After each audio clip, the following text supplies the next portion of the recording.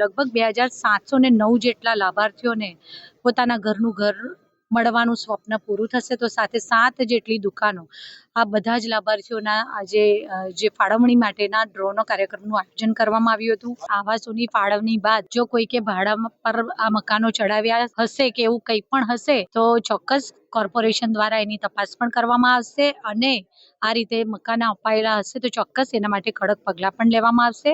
સાથે આ વખતે વડોદરા મહાનગરપાલિકા દ્વારા સરકાર શ્રી દ્વારા નિયત નક્કી કરેલી રકમ કરતાં વધારે રકમ આ નાગરિકોને ન ભરવી પડે તે માટે વડોદરા મહાનગરપાલિકા દ્વારા ₹31 કરોડ જેવી માતબર રકમનો પણ પોતે આપવામાં આવી છે. એ બદલ પણ એનો ઉલ્લેખ કરતા પણ હું ખૂબ ખુશીની લાગણી અનુભવું છું. પ્રધાનમંત્રી આવાસ યોજના રાજીવ આવાસ યોજના અંતર્ગત વડોદરા શહેરના ઘર વિહોણા નાગરિકોને કુલ મળીને 2705 જેટલા આવાસો અને 7 દુકાનોની ફાળવણી આજે જ્યારે કરવામાં આવી છે ત્યારે આ તમામ નાગરિકોને જેમને આજે ડ્રો લાગેલો છે, ડ્રોમાં જેમના નામો આવ્યા છે એ તમામને ખૂબ સારા સુવિધાપૂર્ણ મકાનો મળવાના છે.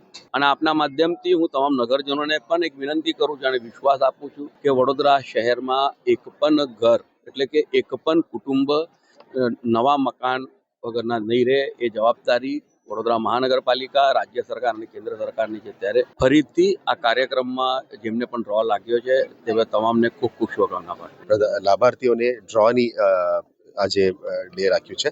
આ ડ્રો થયા પછી લગભગ 2700 લોકો માટે અત્યારે ફાળવણીનું લિસ્ટ તૈયાર થઈ રહ્યા છે. આ લિસ્ટ અત્યારે ફ્રીઝ થઈ ગયું છે અને આ લિસ્ટના આધારે અમે ટ્રાન્સપરન્ટલી આપણે વીએમસીની વેબસાઇટમાં મૂકીશું.